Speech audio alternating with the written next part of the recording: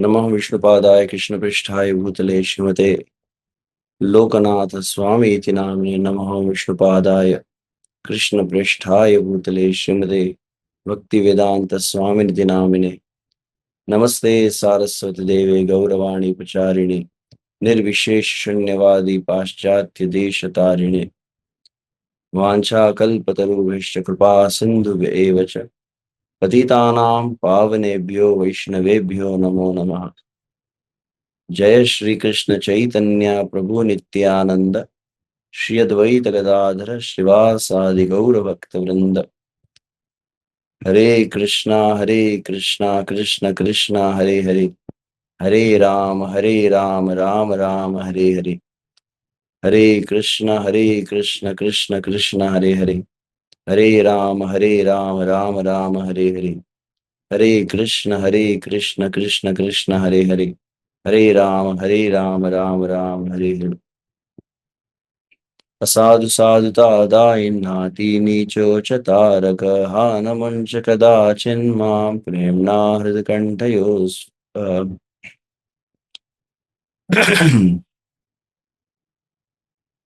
जय जय श्री चैतन्य जय नित्यानंद, जय द्वैत चंद्र जय गौर भक्त वृंद। जय जय श्री चैतन्य जय नित्यानंद, जय द्वैत चंद्र जय गौर भक्त वृंद। जय जय श्री चैतन्य जय नित्यानंद, जय द्वैत चंद्र जय गौर भक्त वृंद। नीलाचल निवासाय नित्याय परमात्मने बलभद्र सुभद्राभ्याम जगन्नाथाय ते नमः। हरे कृष्णा। सर्वप्रथम परम आराध्य परम वंदनीय श्री गुरु महाराज के चरणों में सादर वंदन प्रणाम है। तो बस समस्त भक्तों के चरणों में प्रणाम। आज वैसे कल से ही अनवसर कहा जाता है। अनवसर यहाँ काल प्रारंभ होता है। और जब इन शब्दों को मैं विचार कर रहा था, विशेष रूप से मुझे पुनः पुनः यह मन में विचार आया कि यह भाव, इन विचारों को यदि के प्रति यदि कोई रियल जस्टिस कह सकते हैं, इन भावों को व्यक्त अगर हम गुरु महाराज के मुखारविंद से श्रवण करें तभी ये उपयुक्त रहेगा। परंतु फिर विचार किया, जैसे भगवान श्री कृष्ण चैतन्य महाप्रभु की लीला में देखते हैं, श्री कृष्ण चैतन्य महाप्रभु झारखंड के वनों में जब भ्रमण कर रहे हैं और वहां पर वे जब नदी में स्नान करने लगे हैं, तो अचानक वहां पर क्या हुआ, वहां पर हाथियों का झुंड आ जाता है। और जब हाथियों का झुंड आता है तो श्री चैतन्य महाप्रभु उसी जल को अपने हाथ में लेकर उनके ऊपर फेंकना प्रारंभ करते हैं। और तब महाप्रभु कहते कृष्ण कृष्ण कहो। तो हालांकि वे हाथी उस जल में स्नान नहीं कर रहे थे, परंतु श्री चैतन्य महाप्रभु जिस जल में स्नान करे उस जल के बूंदों का स्पर्श होने मात्र से ही वह प्रेम भाव को प्रकाशित करने लगे। उच्च स्वर में वह क्रंदन करने लगे, नामोच्चारण करने लगे। यहाँ तक वर्णन करते कविराज गोस्वामी के वे हाथी जमीन पर लौटने लगे। तो विषुव से कल मुझे बतला रहे थे कि जब यहाँ कल भी हम कथा कर रहे थे, तब ऐसा अनुभव हुआ जैसे गुरु महाराज ही अपनी कृपा दृष्टि से मुझ पर कुछ अपनी शक्ति या भाव को संचारित कर रहे हो। गुरु महाराज वे है जो वास्तविक इस महाप्रभु के भाव के समुद्र में डूबे हुए हैं। और हमारी वैसी दशा है जैसे मान लीजिए कोई तट पर खड़ा है जिसे उस रस का किंचित मात्र आस्वादन नहीं हुआ है, परंतु गुरु महाराज कभी कभी क्या करते हैं, जूम के माध्यम से बोले जैसे महाप्रभु उस जल को उठाकर कुछ बूंदों को छिड़कते थे उन हाथियों के झुंड पर, तो हम भी उस हाथी तुल्य जड़ बुद्धि वाले, जड़ चेतना वाले हैं। वह जड़ चेतना वाले जो जीव है, वे भी गुरु महाराज की इस दृष्टि से ही वह बूंदों को गुरु महाराज की दृष्टि से ही केवल कुछ बूंदे हमारे ऊपर शायद उंडेल रहे हैं। तो ऐसा नहीं है कि मैं कुछ इसका अनुभव किया हूँ, जिन शब्दों को मैं विचार कर रहा था पढ़ने का, केवल गुरु महाराज ही कुछ अनुभव किए हैं। और गुरु महाराज की कुछ दृष्टि है जिससे हम कह सकते हैं कि कुछ केवल शब्दों को हम समझने का प्रयास कर सकते हैं। भगवान श्री चैतन्य महाप्रभु के द्वारा ये अनवसर काल जिसे कहा गया है।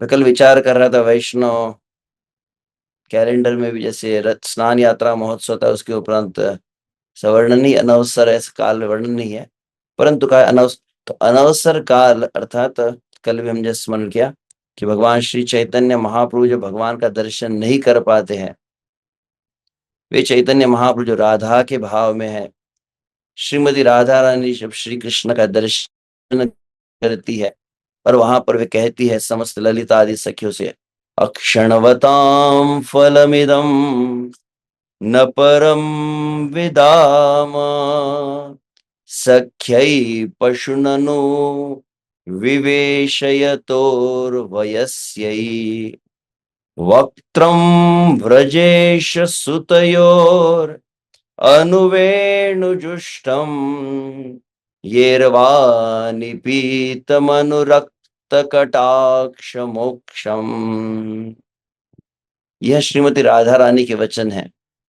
क्या श्रीमती राधा रानी के लिए, हे ललिते हे विशाखे, अक्षणवताम, अक्षणवताम अर्थात इस संसार में जो आंखों को प्राप्त किए हुए जीव है, जिन्हें नेत्र प्राप्त है, अक्षणवताम फलम इदम, जिनको आंखें प्राप्त है उनके लिए उस आंखों का फल न परम विदाम, इससे बढ़कर कोई नेत्रों का फल है ही नहीं, या नेत्रों का उपयोग इससे दूसरा को न विदाम, विदाम का अर्थ है हम नहीं जानते। राधा रानी कहे कि पता ही नहीं है कि आंखों का उपयोग और भी कुछ किया जाता है क्या। क्या आंखों का उपयोग है? सख्यै पशुननु विवेशयतोर्वयस्यै, जब समस्त सखाओं से घिरे हुए और गैया है, बछड़े है, इनको लेकर जब जा रहे, कौन? वक्त्रम व्रजेश सुतयो अनुवेणुजुष्टम। तो यहाँ पर आचार्यगण बतलाते हैं कि इस समय श्रीमती राधा रानी सखीगण थोड़ा संकोच और लज्जा आदि भी है, तो स्पष्ट रूप से नहीं कह रही है कि श्री कृष्ण, क्या कह रही है?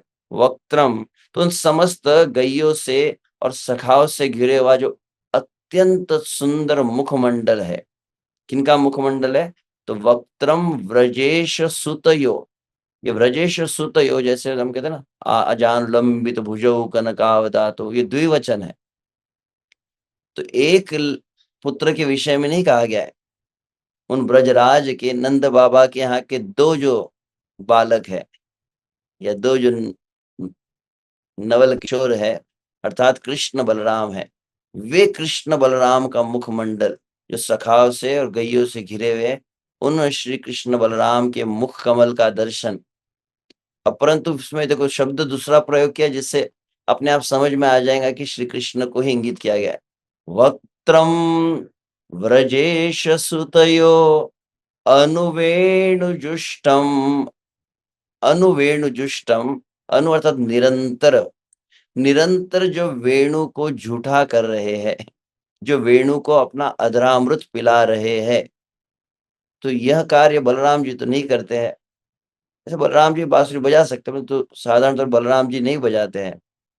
तो श्री कृष्ण बलराम और श्री कृष्ण बलराम में जो कृष्ण जो वेणु वादन कर रहे हैं, और ये निपीतम अनुरक्त कटाक्ष मोक्षम, तो कृष्ण बलराम चल रहे हैं, सामने गैया है और बाकी स्थानों से सखाओं से घिरे हुए, एक तरफ बलराम जी है और श्री कृष्ण वेणु वादन कर रहे हैं, और वेणु वादन करते हुए तिरछी चितवन जिसे कहते हैं, कटाक्ष मोक्षम, ये रवानी पीतम रक्त कटाक्ष, तो वह जो रूप है श्रीमती राधा रानी जी का दर्शन कर रही है। तो वास्तविक ऐसे जो भाव है, जो वृंदावन के वासी है, और उन वृंदावन वासियों के भाव का आत्मसात करके भगवान श्री चैतन्य महाप्रभु आए, उनके लिए हो सकता है। मैं इस शब्दों पर बार बार विचार कर रहा हूँ। भगवान का दर्शन न हो तो महाप्रभु की कैसी अवस्था हो रही है, उसको कुछ वर्णित किया जा रहा है।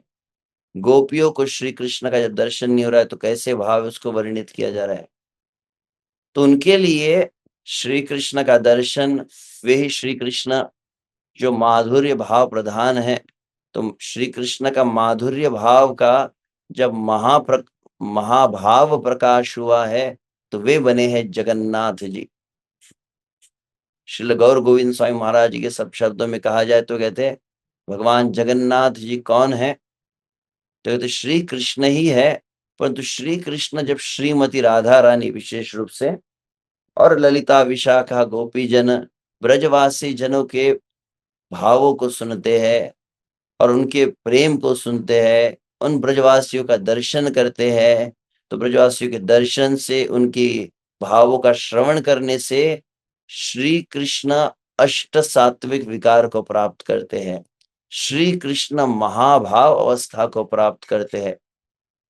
तो भगवान श्री कृष्ण सच्चिदानंद विग्रह है, परंतु जब वो अष्ट सात्विक महाभाव को प्राप्त करते हैं, उस महाभाव दशा में उनके जब समस्त अंग संकुचित होने लगते हैं, नेत्र अति विशाल हो जाते हैं, तो वह जो महाभाव स्वरूप है श्री कृष्ण का, राधा के विरह में वही बन गए हैं जगन्नाथ जी। तो जगन्नाथ कौन है, तो कहा जाता है राधा विरह विग्रह। श्रीमती राधा रानी के विरह में श्री कृष्ण है, और उस विरह में उनके जो देह में वही त्रिभंग ललित श्याम सुंदर पीताम्बरधारी श्री कृष्ण मोर मुकुट वेणु वादन करने वाले श्री कृष्ण के जब देह में अष्ट सात्विक विकार हुए, महाभाव का वो प्रकाश किए, तो महाभाव में महा ठाकुर बने हैं ये भगवान जगन्नाथ। तो ये बहुत ही अति गोपनीय, अति उच्च भाव है श्री कृष्ण का, जिस भाव में श्री कृष्ण यहाँ पर है। और उन महाभाव स्वरूप श्री कृष्ण का दर्शन कौन कर रहे हैं, तो श्रीमती राधा रानी दर्शन कर रही है श्री कृष्ण के विरह में। तो श्रीमती राधा रानी जब श्री कृष्ण का विरह, अधिरूढ़ आदि भाव, महाभाव आदि को प्राप्त करती है, राधा रानी का भी शरीर में कंपन आदि होने लगता है, राधा रानी भी रोमांचित आदि हो जाती है, नेत्रों से अश्रुधारा निकलती है, तो वहीं श्रीमती राधा रानी श्री कृष्ण के प्रति अति अत्याधिक विरह का जब अनुभव करती है, तो वे ही बन जाते हैं भगवान श्री कृष्ण चैतन्य महाप्रभु। तो चैतन्य महाप्रभु कौन हुए, तो कहते कृष्ण विरह विग्रह। जगन्नाथ कौन है, तो कहते राधा विरह विग्रह। और चैतन्य महाप्रभु कौन है, तो कृष्ण विरह विग्रह। और उन जगन्नाथ जी का दर्शन जब चैतन्य महाप्रभु करे, तो राधा विरह विग्रह जगन्नाथ जी का दर्शन कौन कर रहे हैं, कृष्ण विरह विग्रह राधा रानी कर रही है।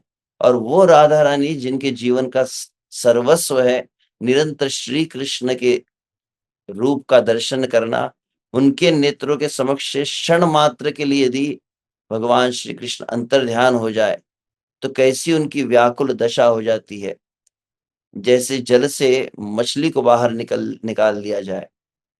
तो श्री कृष्ण का दर्शन ही उनके लिए मरण के समान हो जाता है। श्री कृष्ण का दर्शन न होना, उस समय वह जिस भाव को प्राप्त करते उसी को अनवसर कहा गया है।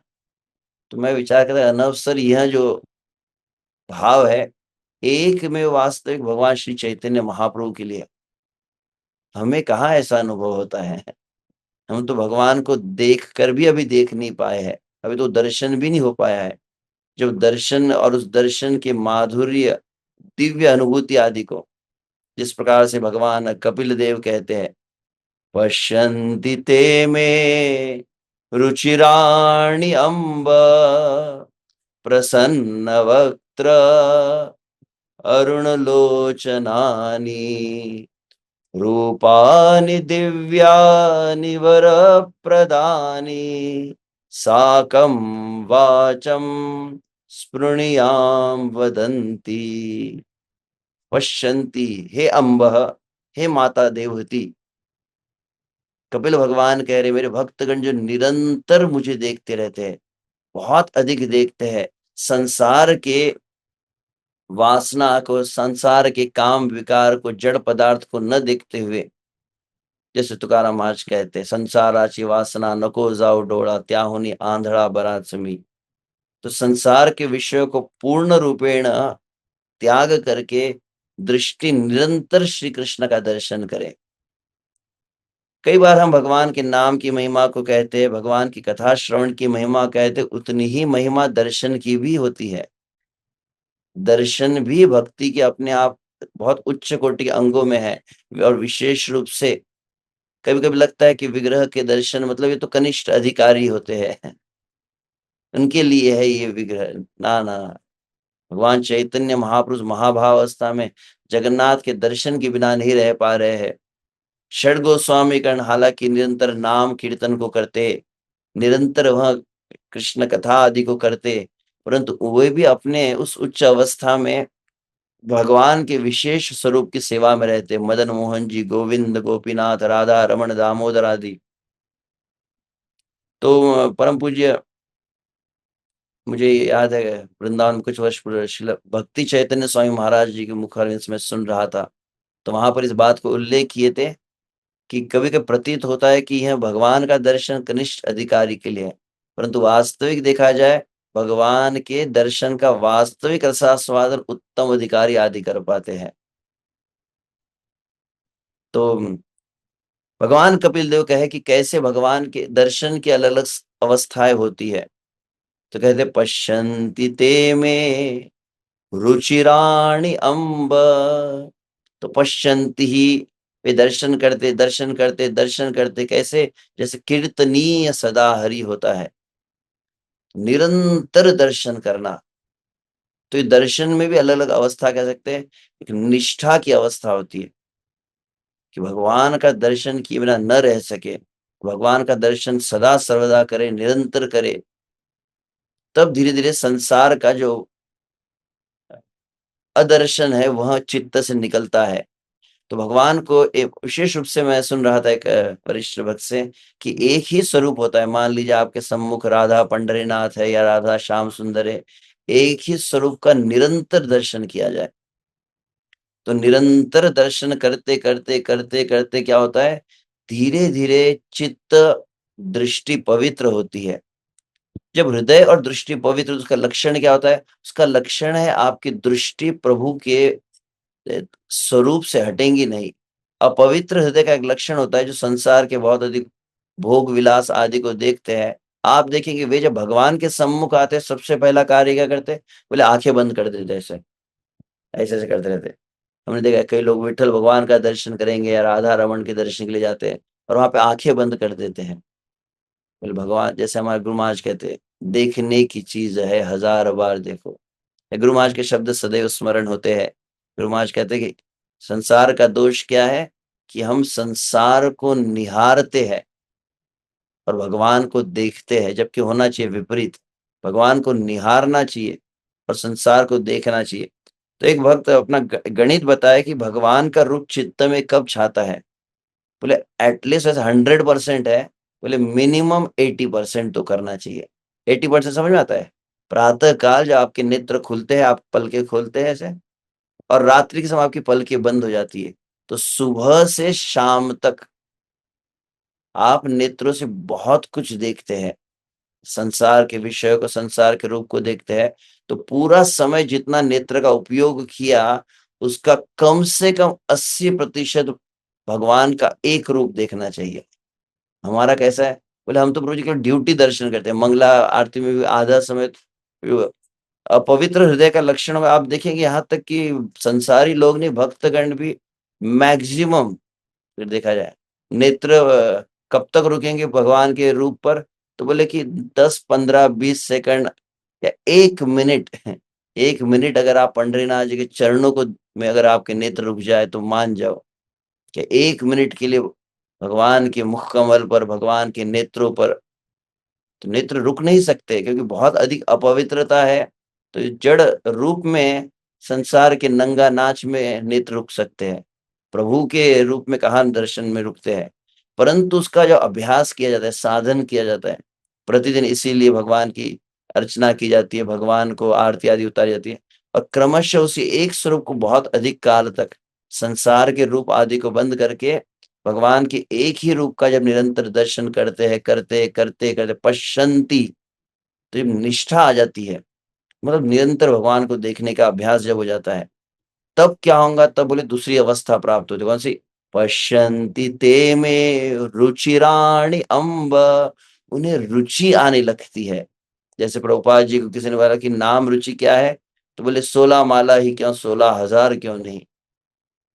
तब मन नहीं भरता है, वह एक रूप में आंख रुकने लगती है और बहुत अधिक उसमें इंटरेस्ट आने लगता है, और विशेष रूप से क्रमशः अनुभव होता है भगवान का। क्या अनुभव होता है? पश्यन्ति ते मे रुचिराणि अम्ब, प्रसन्न वक्त्र अरुण लोचनानि। शिल प्रभुपाद जी दर्शन कर रहे रास बिहारी जी का, शिल प्रभुपाद जी दर्शन कर रहे कृष्ण बलराम का। शिल प्रभुपाद कभी-कभी ऐसा प्रभुपाद जी की लीलाओं में सुनने में आता है, प्रभुपाद जी भगवान का दर्शन करते हुए, टुडे कृष्णा इज स्माइलिंग, आज श्री कृष्ण बहुत प्रसन्न है, आज श्री कृष्ण मुस्कुरा रहे हैं। एक लीला का मैं स्मरण किया जहाँ पर मैंने सुना था, यथार्थ तो मुझे याद नहीं आ रहा, कि श्रील प्रभुपाद कहे कि today Shrimati Radha Rani is dancing. हमको तो लगे ये तो प्रभु जी इनके तो पत्थर है, ये कहाँ हो सकता है ऐसा। परंतु श्रील प्रभुपाद और अन्य आचार्यगण जो भगवान के स्वरूप का दिव्यता का अनुभव किए, तो उन्हें पता चला ये बात। तो उसी बात को भगवान कपिल देव कहते हैं, पहले निरंतर दर्शन होता है, निरंतर दर्शन करते करते क्रमशः उसमें आकर्षण होता है, रुचि होती है। रुचि का लक्षण क्या है? रुचि का लक्षण है भगवान के रूप को देखने की चाह, ये भगवान रुचि का लक्षण नहीं है। संसार के रूप के प्रति अरुचि आ जाना, ये भगवान के दर्शन का लक्षण है। और उस समय प्रसन्न वक्त्र अरुण लोचनानी, भगवान के नेत्र है, भगवान कितना बहुत सुंदर प्रसन्न है। कभी-कभी कुछ भक्तों का विशुद्ध से भगवान की निरंतर सेवा करते हैं, जैसे हमारे मान लीजिए जन निवास प्रभु जी राधा माधव की सेवा किए, या पंकजांघ्रि प्रभु नरसिंह भगवान की सेवा किए। वे इन बातों का अनुभव करते हैं कि आज भगवान खुश लग रहे हैं, क्योंकि कहा जाता है आज भगवान थोड़े नाराज है, ऐसा लग रहा है। हम केवल भावुकतावश सेंटिमेंटली कह सकते हैं, परंतु वे अनुभव किए जिसको तार्किक बुद्धि से आप समझा नहीं सकते कि कैसे अनुभव होता है, इसको लॉजिकली एक्सप्लेन करो। नहीं होता है अनुभव। तो प्रसन्न वक्त्र अरुणलोचनानि, और फिर रूपानि दिव्यानि वरप्रदानि, और केवल इतना ही नहीं, फिर अनुभव होता है भगवान प्रतिमा नहीं है, ये कोई जड़ नहीं है, he is a person. You feel him like a person, कि भगवान एक व्यक्ति के रूप में अनुभव होते। भगवान की दिव्यता, दिव्यता मतलब विषय से आप जो श्री विग्रह की सेवा आदि करते हैं, कभी-कभी special vibrations you can say, इसको अब समझाया नहीं जा सकता है, और होता है कभी-कभी। आप निरपराध हो, आपका हृदय पवित्र हो, गुरु की कृपा हो, वैष्णव की कृपा हो, तो भगवान के विग्रह के समीप जाने पर, कभी-कभी आप जगन्नाथपुरी में जगन्नाथ जी के समीप जाइए, पंढरपुर में विट्ठल भगवान के समीप जाते हैं, तो कुछ विशेष ऐसा दिव्यता का भगवान अनुभव दिलवाते हैं। तो रूपानि दिव्यानि वरप्रदानि, इतना ही नहीं, वरप्रदानि अर्थात फिर भगवान हमारी प्रार्थना सुन रहे। Krishna starts reciprocating with you in that form. फिर क्या होता है? साकं वाचं स्पृणयाम वदन्ति। तो भगवान कपिल देव कहते हैं, तब भक्त लोग मेरे साथ वार्ता करते हैं।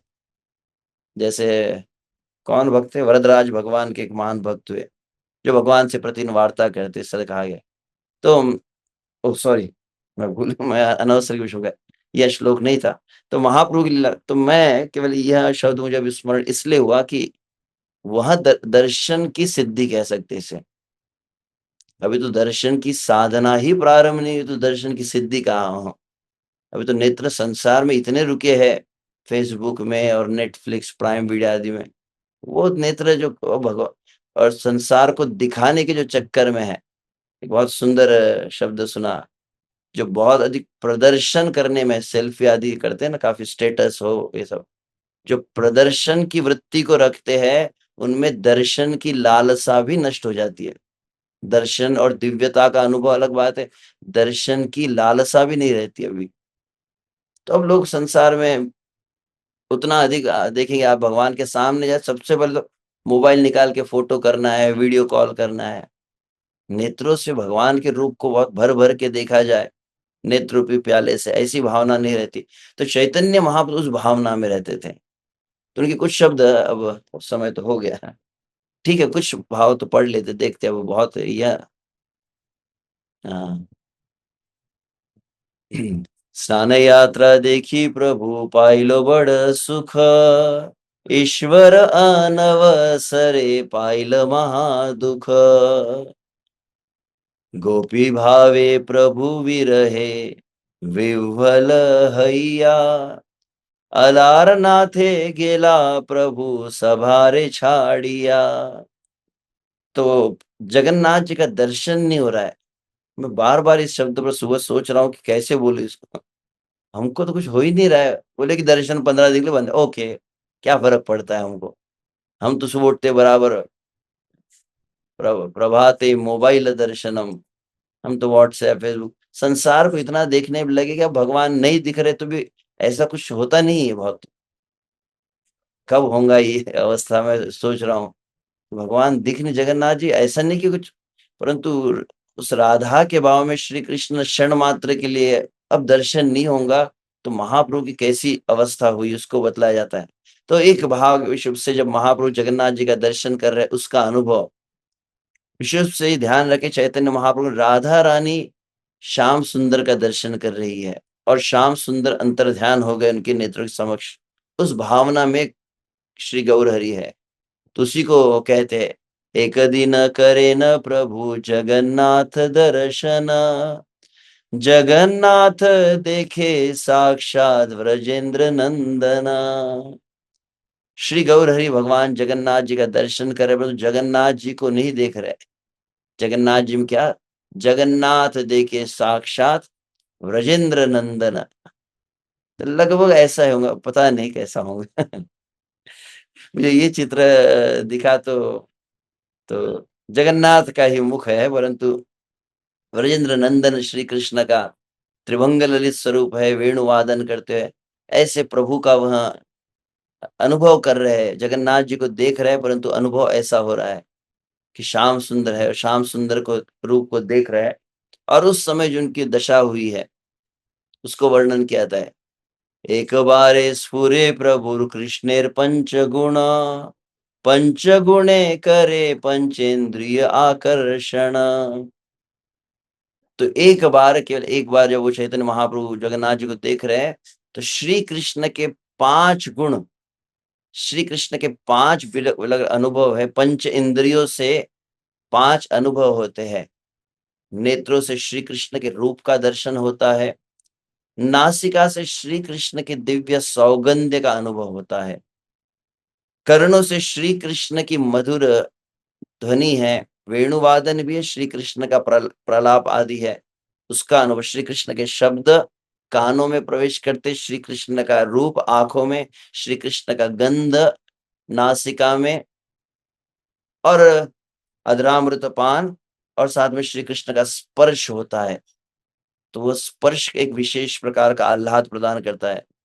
तो भगवान जगन्नाथ जी का दर्शन करते महाप्रभु की कैसी अवस्था है? बोले श्री कृष्ण के 5 यह जो दिव्य अनुभूतियाँ महाप्रभु को हो रही है। ये शब्द मैंने जब वो चित्रित करने के लिए कहा तो थोड़ा अलग चित्र बन गया। पंच गुणे करे पंचेंद्रिय आकर्षण, जब मैंने कहा कि 5 गुण पाँचों इंद्रियों को खींच रहे थे। एक मन पंच दिके पंच गुण टाने, टाना-टानी प्रभुर मन हैल अगेयाने। तो जैसे जिस प्रकार से एक रस्सी से होता है ना, घोड़े को खींचा जाता है, तो वास्तविक इंद्रिया जो है, इंद्रिया अनुभव कब करती है? जब इंद्रियों के साथ में मन होता है। यदि मन न हो तो इंद्रिया अपना अनुभव नहीं बतलाती। आपने देखा होगा कभी कोई व्यक्ति आपके सामने से चला जाता है और फिर बाद में कहता है, प्रभु जी आपने तो देखा ही नहीं मुझे। आंखें खुली थी, सामने से कोई व्यक्ति चला गया और वो कहता है प्रभु आपका ध्यान ही नहीं था, आप देख ही नहीं रहे थे मुझे। इसका अर्थ अंधे थोड़ी हो गए, परंतु नेत्र के साथ में मन नहीं था, मन कहीं दूसरे विचारों में था, तो नेत्र खुले रहने पर भी सामने व्यक्ति नहीं दिखा। या कभी कभी कुछ लोग कहते प्रभु जी आपको सुनाई नहीं दे रहा क्या, मैं कब से आपको बोल रहा हूँ। तो कान के साथ में अगर मन न हो तो बाहर जो व्यक्ति बोल रहा है वो शब्द आपके कानों तक प्रवेश नहीं कर पाएंगे। तो इंद्रियों को किसकी आवश्यकता होती है, बोले मन की आवश्यकता होती है। तो हर इंद्रिय क्या चाह रही है, नेत्र श्री कृष्ण को देख रहे हैं, तो इंद्रिय मन उसमें जा रहा है। अचानक फिर कृष्ण की ध्वनि भी आ रही है तो मन वहां पर भी जा रहा है। तो जैसे मन को पांचों इंद्रियां खींच रही हो, ऐसी अवस्था टाना टानी मतलब खींचतान हो रही है, इस तरह की महा। तो ऐसे बहुत ज्यादा सो आंखें भी खींच रही है, सुगंध भी खींच रहा है, कृष्ण के शब्द भी खींच रहे हैं, कृष्ण का स्पर्श सुख आदि भी खींच रहा है। और इस अवस्था में इतना मन को खींचना, इंद्रिया खींचने लगी कि श्री चैतन्य महाप्रभु मूर्छित हो गए हैं। ये चित्र थोड़ा अलग बना दिया उन्होंने। मैंने पंच गुण कहा तो उन्होंने पंच गुण थोड़े अलग बनाए। वेणु माधुरी, लीला माधुरी, रूप माधुरी आदि लिखा है। परंतु तो जो भी हो, तो महाप्रभु जगन्नाथ जी का विरह के पहले महाप्रभु का अनुभव क्या है जगन्नाथ के दर्शन का, तब वो वह जो दिव्य एक माधुर्य का अनुभव गौर हरि की है, वह दर्शन अब नहीं हो रहा है, इसलिए प्राण निकलने जैसी महाप्रभु की अवस्था हुई है। तो आगे कहता है, हेन काले ईश्वरेर उपल भोग सरिल, भक्तगण महाप्रभु घरे घरे लैया आइल। इस समय उपल भोग समझते हैं ना, जैसे संध्या के समय जो 4 बजे से दर्शन खुलता है ना, जो क्या उत्थापन कहते हैं ना, उस समय जो भोग लगता है उसको उपल भोग कहा जाता है। भगवान जगन्नाथ जी को उपल भोग लगा। तो यह भिन्न प्रसंग है, ये अनावसर का प्रसंग नहीं है, परंतु विषय से यह वह प्रसंग है जब महाप्रभु भगवान जगन्नाथ जी के दर्शन से कुछ समय के लिए वंचित हो गए। उस समय उनकी कैसी दशा है। तो महाप्रभु एकदम मूर्छित होकर गिर पड़े हैं। महाप्रभु के पांचों इंद्रियों ने भगवान के 5 दिव्य अनुभव किए और वो मूर्छित होकर गिर पड़े, और वहां जगन्नाथ जी का भोग लगने लगा। तो भक्तगण ने चैतन्य महाप्रभु को उठा लिया है और उठाकर घरे घरे मतलब गंभीरा गंभीरा में लेकर आए हैं महाप्रभु को। स्वरूप रामानंद ए दुन दुई जन लैया, विलाप करे न दुहार कंठे ते धारिया। तो स्वरूप और स्वरूप दामोदर रामानंद राय, इन दोनों को लेकर महाप्रभु विलाप कर रहे हैं, जोर जोर से क्रंदन कर रहे हैं। कैसा क्रंदन है, कृष्णेर वियोगी राधार उत्कंठित मना, विशाखारे करे आपन उत्कंठा कारण। तो श्री कृष्ण के वियोग में श्रीमती राधा रानी की जो दशा हुई है, और राधा रानी ने जो कृष्ण का अनुभव किया, वह स्वरूप दामोदर रामन राय का गला पकड़ के जोर जोर से महाप्रभु रो रहे, क्रंदन कर रहे हैं, और क्रंदन करते हुए अपना अनुभव बताए हैं।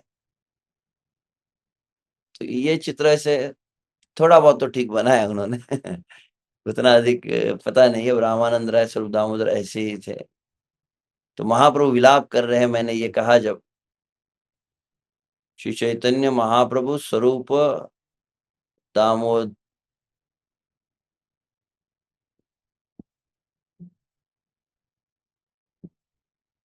रामानंद राय, ऐसे बंगाली शब्द मैं पूरा नहीं पढ़ पाता हूँ, ठीक है जाने दीजिए आप। तो स्वरूप रामानंद और स्वरूप दामोदर रामानंद दोनों को लेकर महाप्रभु क्रंदन कर रहे हैं। क्रंदन करते हुए राधा जैसे कृष्ण के लिए रो रही है। उस भाव में क्या अनुभव हुआ है, अब उस समय तो हो, उस भाव को मैं अभी नहीं कहूंगा। वास्तविक वह कहने वाला था, परंतु क्षमा चाहता हूँ पद्माली प्रभु और अन्य भक्त सब चरण में क्षमा है कि मैं नहीं कह पाया उसको, क्योंकि वह विषय मैं और कहूंगा उसके लिए लगभग थोड़ा समय लगेगा। यह जो 5 इंद्रियों से कैसा महाप्रभु बहुत ही सुंदर अनुभव किया, कविराज गोस्वामी इतना सुंदर वर्णन किया है उसका कि श्री कृष्ण अंतर्ध्यान हुए हैं और ललिता विशाखा आई है, और ललिता सखी ने श्रीमती राधा रानी को श्याम सुंदर के गले की माला अर्पण की है। और वह माला को की सुगंध जैसे ही राधा रानी के नासिका ब्रश की, राधा रानी जैसे विह्वल होकर जो भाव को वर्णन की है, उन भाव को मैं विचार कर रहा था।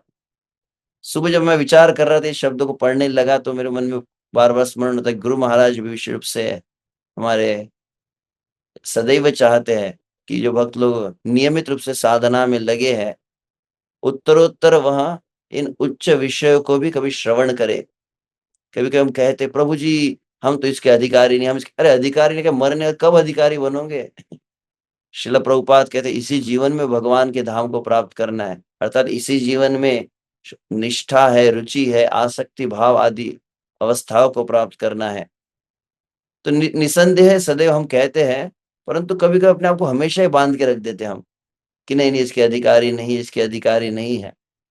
तो श्रील प्रभुपाद हमें ये चैतन्य चरितामृत प्रदान किए, जिसमें वास्तविक उन भाव को समझ में आता है। जगन्नाथ जी के सामने चैतन्य महाप्रभु किन भाव को अनुभव कर रहे हैं, और जब जगन्नाथ जी का अब दर्शन नहीं हो रहा है, तो पता नहीं, हम तो शायद उस भाव को अनुभव नहीं कर पाते, तो महाप्रभु के भाव को पढ़ने के बाद थोड़ा मन में कुछ विचार तो आ सकता है, कम से कम कामना हो सकती है। कृष्ण का एक अनुभव अलग ही किया चैतन्य महाप्रभु ने, और उसको जब वो सुनते तो मन में एक लालसा होती है, क्या हम भी कभी कृष्ण का ऐसा अनुभव कर पाएँगे? और इसी प्रयोजन के लिए ही, ऐसा नहीं कि भगवान श्री चैतन्य महाप्रभु की लीला है, चैतन्य चरितामृत में जो वर्णन की गई है, वो किस लिए है?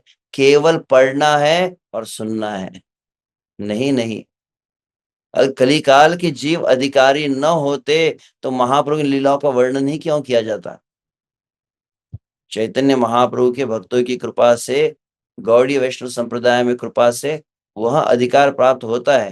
कभी-कभी अपने आप को हमेशा बांध के रख दें, हम उसके अधिकारी नहीं, अधिकारी नहीं, अधिकारी नहीं। तो महाप्रभु षट गोस्वामी का चरित्र किस लिए है? कलिकाल के जीवों के लिए तो है कि हम भी ऐसा अनुभव कर सकें। तो देखते हैं, वो भविष्य में कल तो संभव नहीं है, परंतु अगर कभी भविष्य में अगर संभावना रही, जैसे 15 दिन अनवसर है ही, संभावना रही तो महाप्रभु जो अनुभव किए हैं इस श्री कृष्ण के विरह का, श्री कृष्ण का अदर्शन का, उसको कुछ केवल पढ़ने का और समझने का प्रयास करेंगे। हरे कृष्णा कृष्णा कृष्णा हरे हरे, हरे राम राम राम हरे हरे। बहुत बहुत धन्यवाद प्रभु जी। अब आपने भूमिका तो बना ही दी है, तो आई एम श्योर जो हमारे मन में भाव आ रहा है वही हमारे सभी जूम के पार्टिसिपेंट्स भी सोच रहे होंगे। ऐसा हुआ कि मेनू दिया गया, क्या बनेगा कैसे बनेगा, ऐसे फिर बताया गया उसका इतना उच्च स्वाद होता है, बन भी गया, भोग भी लग गया, सामने भी आ गया, लेकिन खा नहीं पाए। ऐसा हम सभी का हाल हो चुका है। तो आपसे करबद्ध प्रार्थना है कि शीघ्र अतिशीघ्र, 15 दिवस तो है लेकिन अब कलयुग की बुद्धि है, सभी की तो नहीं लेकिन मेरी तो है। इतना ये भूमिका कितने दिन कितना समय याद रहेगी पता नहीं।